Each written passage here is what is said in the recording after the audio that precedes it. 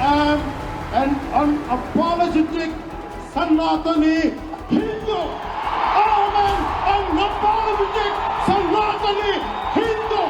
सच्चाई की राह पर चलने वाले को मुश्किलें आती हैं, लेकिन इतिहास गवाह है कि सच के लिए लड़ने वाले कभी नहीं डरते।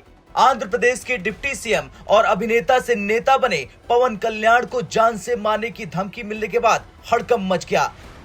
धमकी देने वाले ने फोन कर न सिर्फ गाली गलौज की, बल्कि उनको जान से मारने की धमकी भी दी।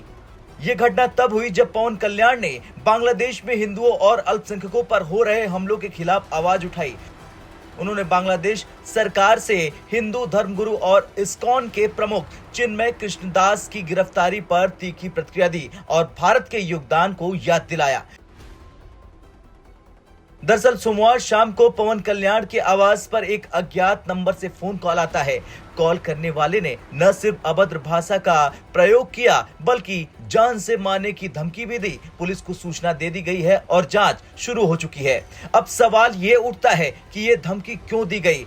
क्या ये उनके हाल के बयानों का नतीजा है? दरअसल पवन कल्याण ने हाल ही में बांग्लादेश में हो रहे अत्याचारों पर कड़ा बयान दिया। उन्होंने कहा था कि हमारे जवानों ने बांग्लादेश के गठन के लिए खून बहाया, लेकिन वहां के हिंदुओं और अल्पसंख्यकों को जिस तरह से टारगेट किया जा रहा वो बर्दाश्त से बाहर है। उन्होंने संयुक्त राष्ट्र से अपील करते हुए कह दिया, बांग्लादेश में अल्पसंख्यकों की सुरक्षा के लिए कदम उठाए जाने चाहिए। पिछले महीने पवन कल्याण ने आंध्र प्रदेश विधानसभा में सोशल मीडिया दुरुपयोग संरक्षण विधेयक पेश करने का प्रस्ताव रखा था। उन्होंने कहा था कि ऑनलाइन प्लेटफॉर्म का दुरुपयोग खतरनाक स्तर पर पहुंच गया है। उन्होंने नेताओं और सार्वजनिक हस्तियों पर साइबर धमकी और ट्रोलिंग की कड़ी निंदा भी की। उनके इस रुख ने उन्हें युवाओं के बीच काफी लोकप्रिय बना दिया, लेकिन साथ ही कुछ राजनीतिक विरोधियों को भी खड़ा कर दिया गया। अब सवाल यह है कि पवन कल्याण को धमकी क्यों मिली? वैसे अभी तक इसकी जानकारी नहीं मिल पाई है कि धमकी किसने दी और कहां से दी, लेकिन ये धमकी तब आई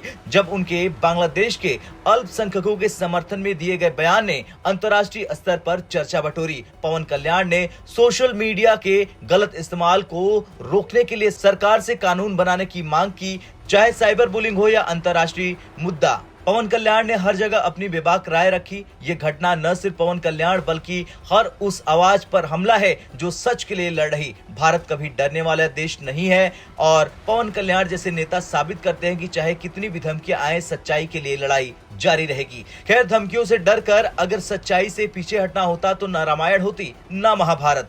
भारत का हर नागरिक ये समझता है कि धमकियां केवल कमजोरों का हथियार होता है। पवन कल्याण का ये कदम हमें याद दिलाता है कि लोकतंत्र में जनता की आवाज सबसे बड़ी ताकत है। अब आपका क्या कुछ कहना है? ये धमकी कहां से आई और ये धमकी उस वक्त ही क्यों आई जब पवन कल्याण ने बांग्लादेश पर बयान दिया? इसको लेकर कमेंट कर जरूर बताएं। ब्यूरो रिपोर्ट, भारत तक।